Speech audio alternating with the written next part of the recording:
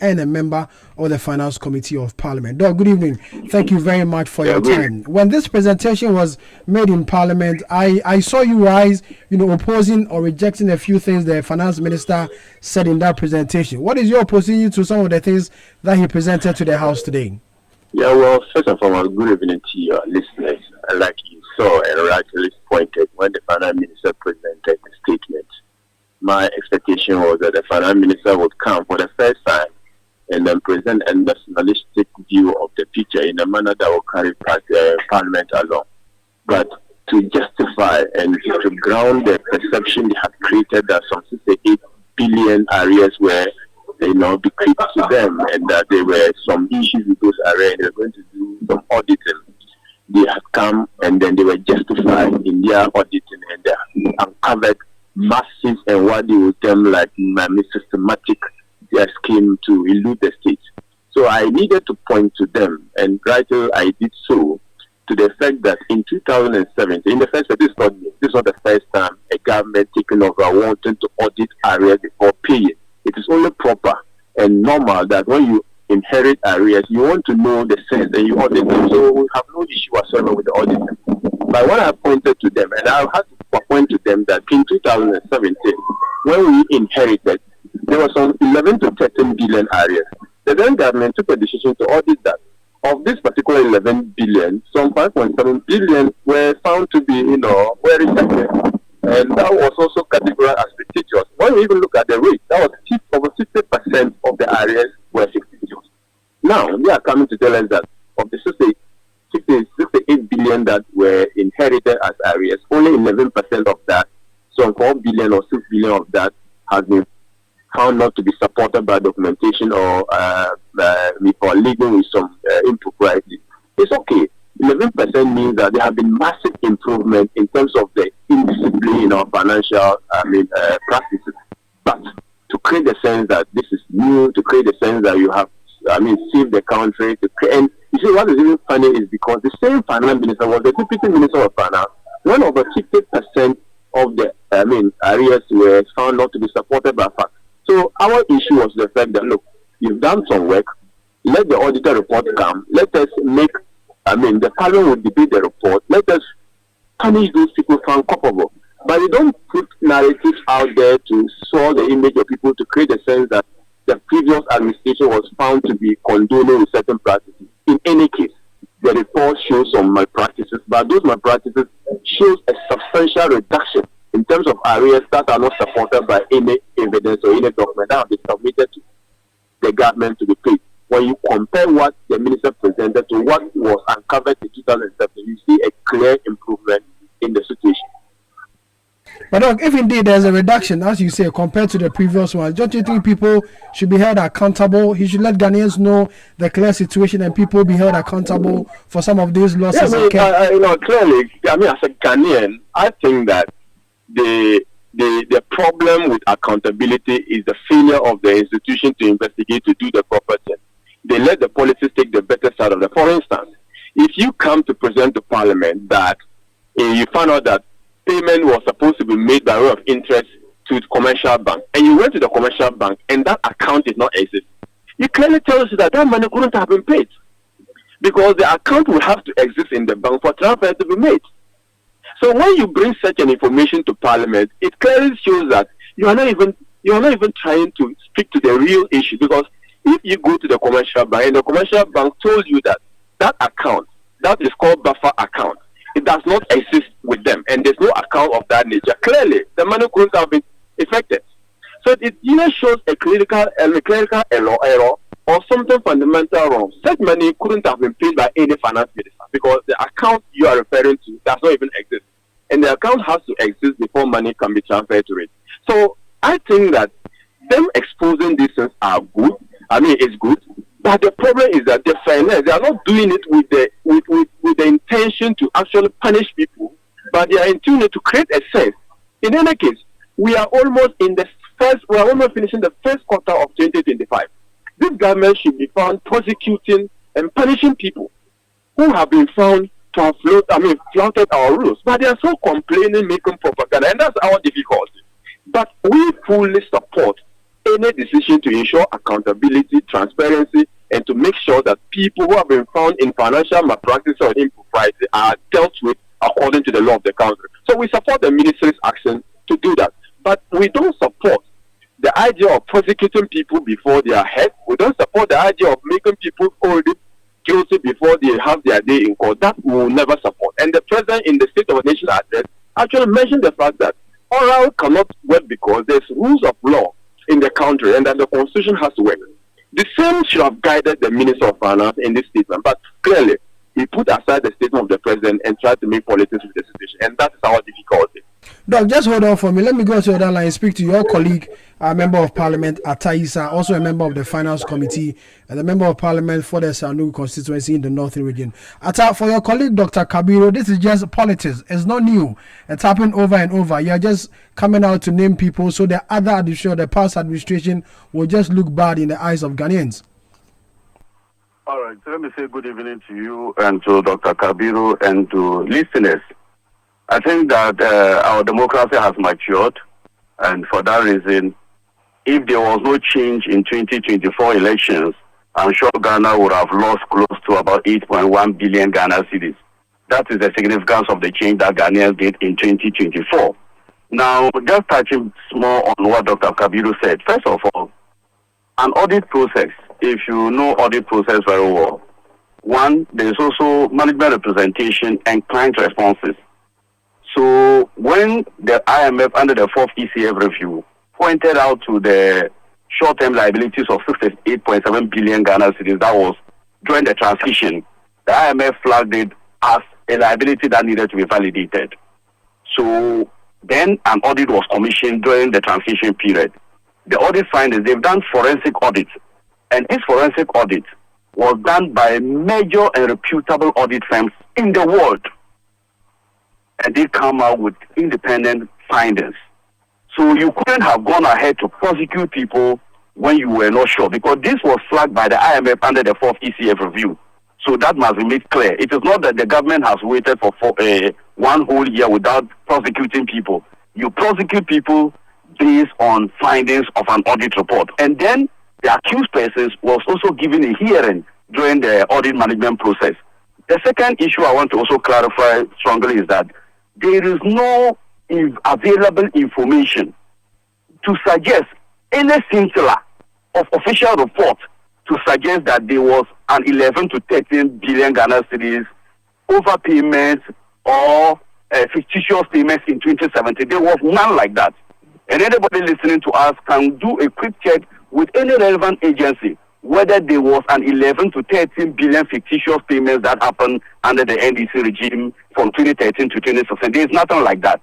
Now, coming to this, it is important for us to highlight this. It's very important. And I will tell you why I'm sad as a Ghanaian today. Apart from looking at the bulk figures of the 8.1 billion, look at the implication here. If you look at the total of the 68.7 billion that was validated or that went through the audit process, almost 31% of the total claims that the service providers made to the government of Ghana could not be validated, revealing that serious weaknesses still persist in our public financial management systems. And that is my worry. We pass laws as a parliament, and then people find loopholes in the system to exploit the country. Nearly, it simply means that 1 out of every 3 Ghana cedis claimed by the government institutions could not be verified. That is the implication. Every 1 cedi out of 3 Ghana cedis could not be verified. Now, look at the specifics. And Dr. Kabiru, if you can let us go through it. It is for the both of us to be safe. Because when the public lose trust in politicians or the political class, it sets a bad precedent for our democracy. If you look at the claims, the 8.1 billion, Ghanaians should listen to us carefully. The amount was rejected by a joint team of PwC and other audit institutions, 3 audit institutions in the first place, confirmed by the IMF Debt Statistics Department. This validation was not done by only the audit firm, by the IMF also. And they found out this, that the 8.1 billion Ghana cedis was rejected because of fake documentations. This is alarming and damning to our state institutions. Duplicate invoices. People deliberately duplicate invoices to exploit the teeming suffering of our Ghanaian public, and then depletion of our public purse. Also, overstated claims. So people do not do value for money. They just go in, inflate contracts, and then come to government of Ghana to flee our public purse. Also, invoices that were certified and paid by the Controller General and Accountant Department was also submitted once again for people to pay. This just demonstrated that our enforcement regime is still weak and we need to do something about it. If you look at Sami, let's go with the 1D1F. This was a major flagship program of the SY administration under His Excellency Nana Akufo-Addo. 1D1F was a flagship program, same as we have the 24-hour economy. 89.4 million liability was submitted to the government. And I want to clarify something again. When they say it's in a buffer account, it does not suggest that the bank says the account doesn't exist. What happened was that the audit firms wrote for management representation from the banks to submit validated invoicing and receipts and then advance payment guarantees before such payments is made. It was when those submission was made to the banks for the advance payment guarantees for those institutions that provided service to the government of Ghana. That was the time that the bank said there was no outstanding liability in their bank for advance payment guarantees. So it does not mean that the bank said there is no account like that. So if we have 5 commercial banks confirming that they don't have any outstanding to even guarantee any advance payment guarantee, it means that the claim was fake and we could have lost additional 89.4 million. And this was supposed to be a government major flagship program. Government major flagship program. Look at during the COVID in 2020, during the dry spell in 23-24 farming season, it is shocking. My constituent is largely farming community or farming constituency. People could not harvest a lot. There was general starvation. The government brought a good intention of alleviating the suffering of our farmers and the general public in our agricultural zones. But apparently, people saw it as an avenue to milk the state once again. And this, I'm telling you, that people admitted during the management representation stage in the audit conference. And it is important for us to know this. Under the dry spell food program, rice, the government paid for 34,000 metric tons. Only 10,000 metric tons was delivered. Yes, government paid for 34 metric tons. 10,000 metric tons is not accounted for, and yet monies were paid. If you come to maize, the contract value was to supply 100,000 metric tons of maize, and only 11,900 metric tons of maize was delivered. Meanwhile, the total value for the 100,000 metric tons that was paid to the suppliers was 771 million Ghana cedis. Okay. And this is alarming. Okay. Atta, just hold on. Let me come to Dr. Kabiru. Doc, from the figures the Deputy Finance Minister released today, so it means clearly there's a problem or there's a challenge with the public finance management system of this country. How do we deal with this so we don't get this thing repeat itself over and over again? Our proper solution, but before a proper solution, my colleague categorically said that there's no report of that nature. I've just sent you a report of that nature. And I said, you shouldn't do this to yourselves. That you come on national radio, categorically mention that maybe I'll pardon me because my friend then was not in government. He probably would not have been privy to send a report to. Probably he was in school. So he did not follow governance at that time. But I just sent you a report of that particular statement. In fact, it is not just any report hitting. There's a news item on it. Probably just like we are publishing this issue. So it cannot be true that you come to national radio and state categorical that there have never been any arrears that were audited in the past, of which from 5.7 billion were found to be unsupported. In fact, the term and the heading used for the ghost claim was the one they used for the 5.7 billion. So Doc, it cannot be true. Okay, so I've seen what you sent me. It's a Ghana Web story. That says that government rejects 5.7 billion ghost claims. Yeah, so it's attributed to President Akufo-Addo. I'll even send you the Audited 2017 Audited report. I'll send forward that to you. But I'm just giving you that report and that story to tell you that when my colleague mentioned categorically that there's nothing like that. I mean, I don't. With the greatest respect to my colleague, I don't want us to go with that because you are basically saying something that on the face of the fact is not true. But that said, Again, the buffer account, they said, did not exist in their report. So I'm just telling you that if the buffer account does not exist, it means that no money could have been paid. In any case, look, I admit that there have been some problems with our governance.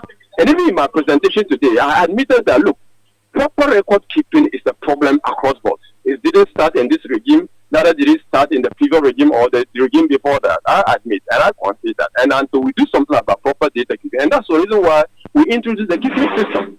Says that every payment will be will be digitized, and people will electronically process payments. So all this is all missing IPCs, missing payment, interim payment certificates will not even arrive to start with. So that is another system that when we graduate and gravitate towards fully a digitized payment system, I'm sure we can verify this in real time, and that will actually reduce the inefficiency in the system. Again, I again concede that even as this problem exists, there's also the tendency that people will collude and connive.